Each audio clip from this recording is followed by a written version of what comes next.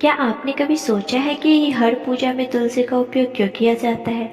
आखिर तुलसी माता को भगवान विष्णु की पत्नी क्यों माना जाता है? और ऐसा क्या हुआ था कि बिना तुलसी के भगवान विष्णु की पूजा अधूरी मानी जाती है?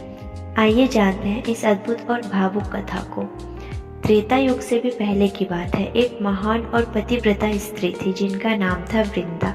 वृंदा भगवान विष्णु की परम भक्त थी और उनका विवाह एक शक्तिशाली दैत्य राजा जालंधर से हुआ था। वृंदा अपने पति से अत्यंत प्रेम करती थी और अपनी पतिव्रता शक्ति के बल पर जालंधर की रक्षा करती थी। उनकी तपस्या और पवित्रता के कारण जालंधर को कोई भी देवता युद्ध में पराजित नहीं कर पाता था। समय बीतता गया और जालंधर अपने बल के अहंकार में देवताओं को परेशान करने लगा। उसने स्वर्ग लोक पर भी अधिकार करने का प्रयास किया। सभी देवता चिंतित होकर भगवान विष्णु और भगवान शिव के पास पहुंचे।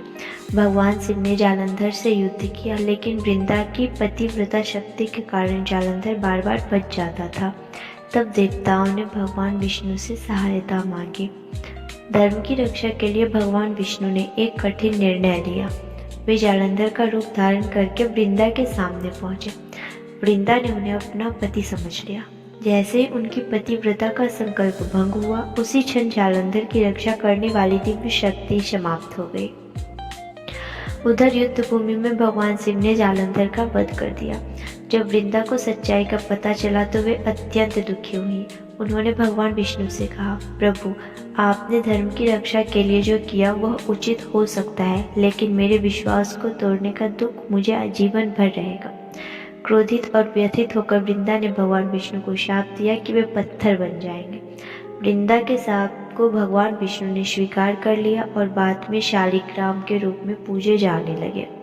इसके बाद वृंदा ने योग अग्नि में अपना शरीर त्याग दिया। जहाँ उनकी भस्म गिरी वहाँ एक दिव्य पौधा उत्पन्न हुआ। यही पौधा आगे चलकर तुलसी के नाम से प्रसिद्ध हुआ। भगवान विष्णु वृंदा की भक्ति, प्रेम और त्याग से अत्यंत प्रभावित हुए। उन्होंने वरदान दिया कि कलयुग में तुलसी को उनकी अर्धांगिनी के समान मिलेगा। उन्होंने कहा, जो भी भक्त मुझे तुलसी दल अर्पित करेगा उसकी पूजा मैं अवश्य स्वीकार करूंगा। तभी से तुलसी माता को भगवान विष्णु की प्रिय और पत्नी स्वरूप माना जाता है। इसी कारण भगवान विष्णु, श्री कृष्ण और शालिग्राम की पूजा तुलसी के बिना अधूरी मानी जाती है। कार्तिक मास में मनाया जाने वाला तुलसी विवाह भी इसी दिव्य कथा की याद दिलाता है, जिसमें तुलसी माता का विवाह भगवान शालिग्राम से कराया जाता है। तुलसी केवल एक पौधा नहीं बल्कि भक्ति, त्याग, प्रेम और विश्वास का प्रतीक है। इसीलिए आज भी हर पूजा में तुलसी का विशेष महत्व है और भगवान विष्णु को तुलसी अत्यंत प्रिय है। जय श्री हरि विष्णु, जय तुलसी माता। जहाँ तुलसी का वास होता है वहाँ भगवान विष्णु का आशीर्वाद माना जाता है।